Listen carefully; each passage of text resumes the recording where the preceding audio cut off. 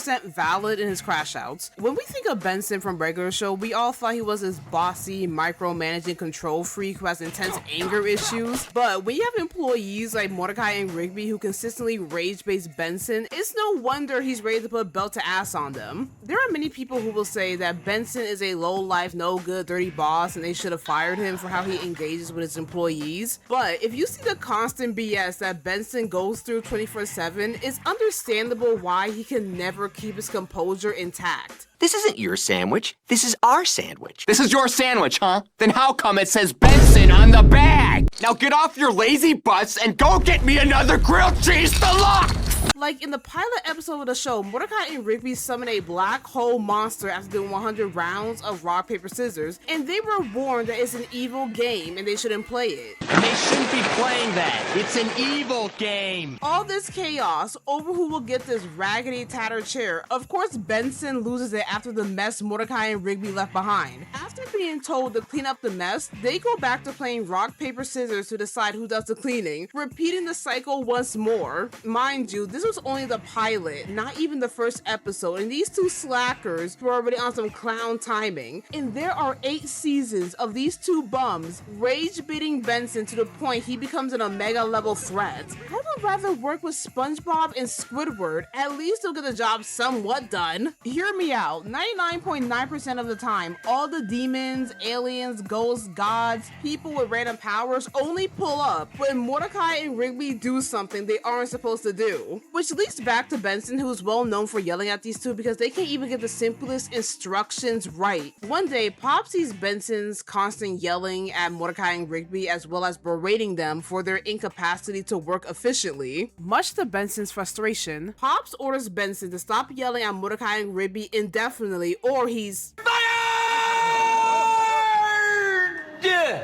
That's like asking the Incredible Hulk not to be angry, which is wild because Pops should be aware of the level of immaturity and foolish ways that Thing 1 and Thing 2 operate in the park. But in his logic, there should never be a reason to yell at someone. So Benson makes an effort to avoid yelling for the remainder of the day, which is impossible when you have the physical embodiments of rage bait lingering around you.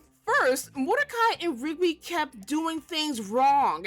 Instead of getting the water hose to properly water the plants, they chose to be lazy and use soda. You can't use soda! Yeah, but the hose. Oh, what? It's too hard to get the hose off the shed? But don't worry guys, they use diet soda. Yuck. Like anytime someone forces me to drink diet soda, it feels like my tongue is trying to detach itself from my mouth. Later on, they were assigned to wash the golf cart and dry it off. Any rational mind would know better to use a towel or a rag to dry off a vehicle surface. Nah, they were using sandpaper. Sandpaper? You're scratching up the whole thing! Please don't use sandpaper, just use a drying cloth instead. Don't pull up Mordecai and Rigby because they're on Patrick Star levels of idiocy. So after getting reprimanded by Pops, he heads back outside to see the bums just lounging around doing nothing, and it takes all of Benson's mental fortitude not to roar at them. Kill him. Kill him now. Yeah, exactly. But when you turn it on... Sorry. A few moments later. Benson, what did we just discuss? Now, if you yell at them again, I'm going to have to write you up. You cannot be for real. Oh my God, you for real. No, you for fake. No, you for real. Benson later uses a search engine on ways to control his anger. After his free trial in anger management, he heads downstairs to see the house in shambles, and guys, you will not believe who the culprits are.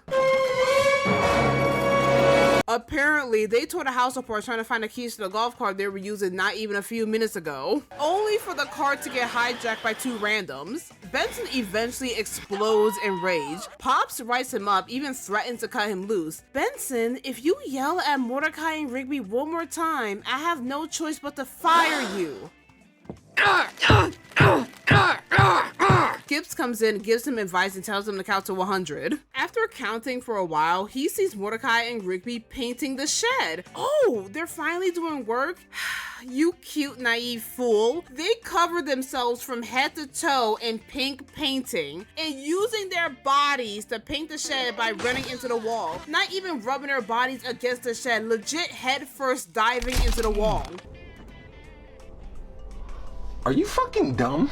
I don't know who's more stupid, Mordecai and Rigby or Ed and Patrick. This adds more fuel to Benson's rage. As he continues to count, Mordecai and Rigby start mimicking him.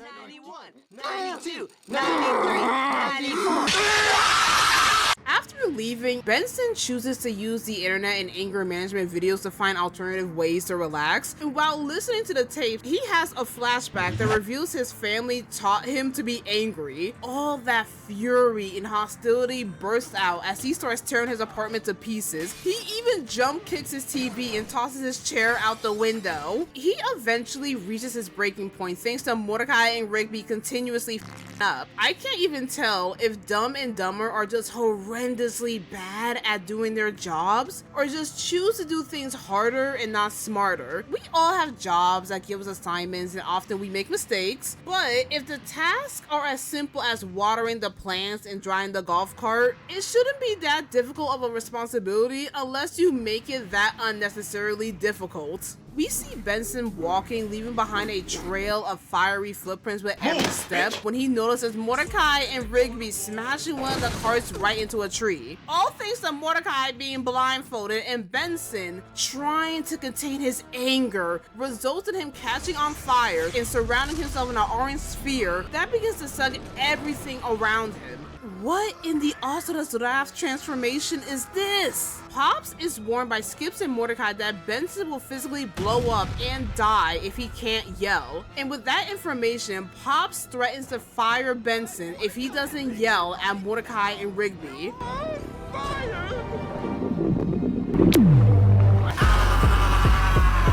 You lazy, no-good slackers drive me nuts! Can't you just listen to me once in your worthless life? And like I said earlier, his crash out is 100% justified when dealing with dumbasses like Mordecai and Rigby. You can feel his anger on a spiritual level. Had this man Benson crying tears of genuine outrage and relief. Also, little fun fact, did you know Sam Marin, the voice actor for Benson, revealed that he developed a migraine and lost his voice following Benson's long, rageful rants? After giving them the tongue-lashing lecture of a lifetime, he unleashes his wrathful spirit bomb and explodes, reverting back to normal. As for Mordecai and Rigby, they're left in a deep crater where they couldn't hear a thing. Benson left them temporarily deaf, and the episode ends with Benson and Pops making amends with each other, and Pops letting Benson have free reign, allowing him to put belt to ass at Mordecai and Rigby. While Benson is easily the most short-tempered character on the entire cast, his short temper is thanks to Mordecai and Rigby's lack of work efficiency, as they always choose to either play video games or slack off instead of working. We have to remember that this job is Benson's life, nothing wrong with that, but like in any job, the manager is expected to keep the employees working and keep them in check. If not, their job is on a chopping block. Benson genuinely enjoys working at the park, and there are many times he broke down crying how much he loves this job and doesn't know what to do without it. Your actions have consequences!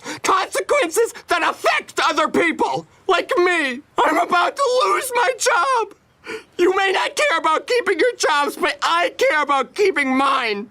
Because if I lose my job, I have nothing! Despite appearing like an angry prick, Benson truly wants Mordecai and Rigby to succeed in life and do better. I see Benson as a good boss who is dealing with bad employees, so yelling 24/7 is reasonable, but when Dumb and Dumber actually do their jobs, Benson does show gratitude and appreciation. Oh, no, you didn't. Did you guys do the dishes too? And you washed the floor? Man, I appreciate that. You know I do. Yeah. That's Benson's honest reaction when Mordecai and Rigby do their job and don't summon demons for the 10th time that week. Now, I will admit, Benson has many flaws, but he only wanted the bare minimum done, and Mordecai and Rigby couldn't do it. So, in conclusion, Benson isn't a bad person. Mordecai and Rigby are just bad employees. Imagine having these two slackers as co-workers. Might as well say RIP to that job. And as always, don't forget to like, comment, and subscribe to the notification must never miss an update. And which character should I discuss next that has the worst crash out? I know for a fact that Bubbles from the Powerpuff Girls is an OG crash out queen. And I'll see you guys next time. Bye!